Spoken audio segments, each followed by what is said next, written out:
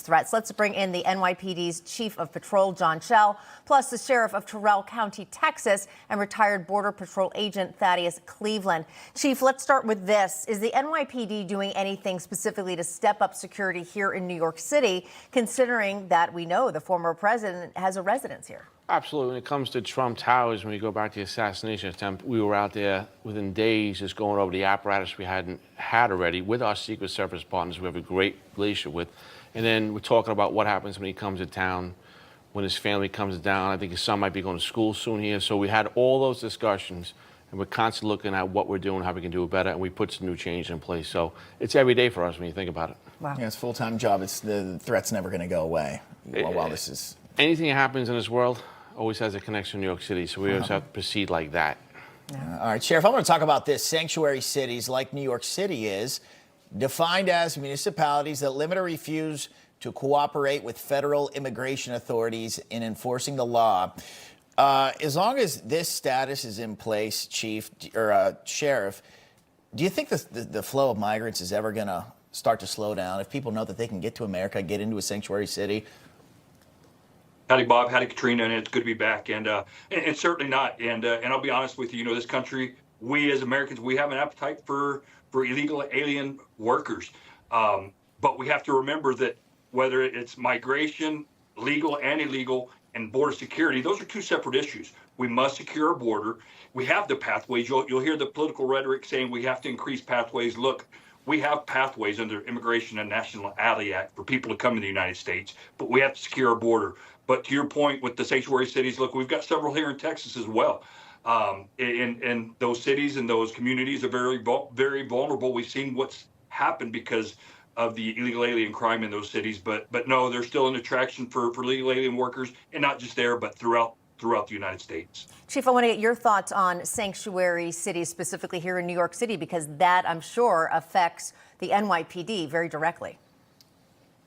Well, look, we didn't set the laws. Our city council, our state sets the rules. We have to abide by those rules. We've taken in 212,000 asylum seekers to the city. Our team, the mayor, has done a great job housing them. You don't see them all over housing them, fighting crime. We don't care about your status, but we've done a good job handling that. Is it affecting our crime numbers? Sure it is. Are we treating like any other criminal in the city? Absolutely. And we do everything we can to keep our city safe. And our mayor, our police commissioner, has done a really nice job handling this whole situation. We know, I'm sorry to interrupt, Rob, when you're about to start, but also we know that Mayor Adams has been saying he doesn't want New York City to be a sanctuary city anymore. Is that something that the NYPD would be happy about if it changed? Look, we want changes to the law. We know most of the people coming here want that dream, and that's great. But we fight crime, and if it's bringing crime, we don't want it. So collectively as a team, we want changes. We want to be benevolent, but we have to protect our city also. Seems like common sense. Some common sense thoughts, though. Sheriff, I'm going to talk to you about the fact 1.9 million encounters have happened at the border so far this year. That's according to the CBP website. 1.9 million. Now, Democrats are saying that's a drop, and it is. But it was so high previously up until this point. 1.9 million, we're certainly going to crack 2 by the end of the year. Is that sustainable, do you think? No, it's not. And again, this last 3.5 years of no action, and then here the last 6 months before the election, we started seeing this administration take action. They've taken little small efforts, token efforts, to make it look like that they're doing something at the border. But they had 3.5 years. Why didn't they do that before? Why didn't they continue on with the policies that President Trump had? And the current policies that they didn't enact are very similar. So again, 3.5 years of suffering, not just here along the border, but various states within the United States. To y'all there in New York City, the police chief, again, token efforts, just again because of the political season and the upcoming election. Yeah, Chief, I want to get to some statistics here. According to the NYPD, crime in Central Park, it's way up, and there have already been 30 robberies in the park this year compared to only 10 last year. Do you find, and we've asked you this before, but is all of the migrants coming in? I know you guys are always working, but does that add to the existing burden that the NYPD has to deal with here in New York City? Of course, that's 212,000 people put in our world is going to affect us. Yeah. Central Park. Yes, this last group of robberies, if you will, were migrant young kids that we've made arrests on. We put extra resources in the park, and we haven't had a robbery since. So again, we just move where the crime is, regardless of who you are, and we try to take you off the street, regardless of who you are. We don't care about your status. But is it affecting it? Of course it is. 212,000 people, yeah, it's going to affect your crime numbers. Sheriff, I know in New York City, Chief, we've had you on a lot talking about this Tren de Agua. TDA. This gang. The Venezuelan gang, yes. Are you seeing gangs form from illegals coming into this country? And again, I want to stress the fact I'm sympathetic that people want to come to this country for a good life, but it's got to be done through the legal measures here. And if you don't, anyone can come through unvetted. Gangs, violence, we've seen it before. It's happening. Is it happening down where you are?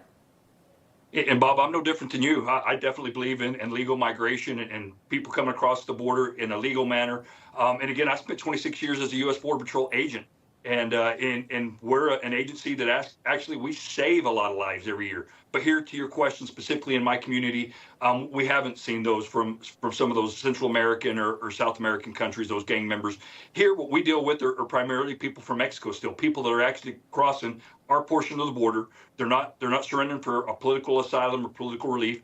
They're actually trying to sneak across the border to make their way in the United States, to California to pick grapes, to Kansas to work in meat packing plants.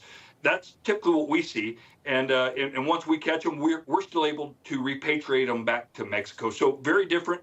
But, you know, as a Border Patrol agent, I've reviewed many criminal records. As a sheriff, I have reviewed criminal records. And we still see some of people that, even though they may not be associated with the gang, they definitely have criminal records here in the United States. Yeah. Not all, but some.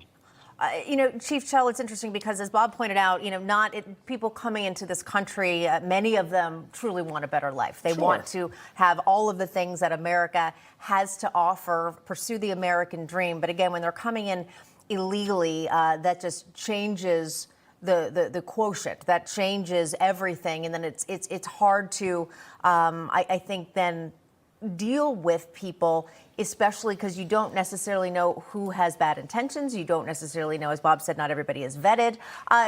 I'm sure that you are watching a lot of these people who come into our city, but are some of them that you've encountered actually on terror watch lists? Or some of them actually, are you aware that they have criminal records?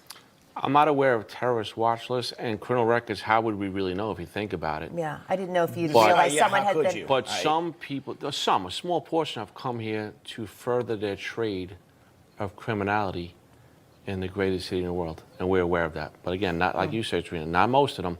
So it's a small pocket. You can throw TDA on top of that, and we will deal with them, and we have, and we will deal with them, and they'll have our day with us soon.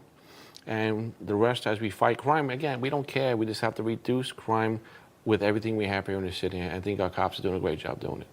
Long way to go, though, but we're getting there. Sure. Sheriff, yesterday, President Trump was at Montezuma's Pass, Arizona, and he was visiting portions of the border wall that had been constructed. None of it's been continued to be built under this current administration. Does a wall help? Does a wall stem the flow? And is it a one-time fix when it's put up? Hey, Bob, and I'm smiling because I'm very familiar with Montezuma's Pass and that portion of the border. I spent 10 years of my Border Patrol career out in Arizona before transferring back to where I'm at now here in Terrell County, and where I finished my career as a patrol agent in charge. But no, border barriers do work. They're not an end all. They're not going to stop everything. People will still go under them, over them, through them, around them. And to be more specific, here in my county, the 54 miles of border we have with Mexico, we do not need a border barrier. I like to say what we have is a God-made barrier. We have 1,000-foot to 1,500-foot cliffs that they don't prevent people. Again, they're not, impassable. People can still come, but it definitely slows them down. It gives us the ability to deploy technology and manpower in areas to catch them. But I must say that, the highest watermark we've had when compared to President Trump's last year in office, for illegal alien apprehensions and gotaways was 417% increase in illegal alien apprehensions, and in gotaways that same year, which was fiscal year 2022, was a 467% increase in gotaways. So like the rest of the border, our large county, but small in population and small in law enforcement, we had a tremendous increase as well. Well, it seems to look like it's people coming to this country illegally seem to think they should do it under this administration, per a 400% jump. I mean, that's what I think that stat would tell us here. Sheriff Thaddeus Cleveland, appreciate you coming on. Chief John Chell, as always, our good friend. Gentlemen, have a great weekend. Thank you all. God bless.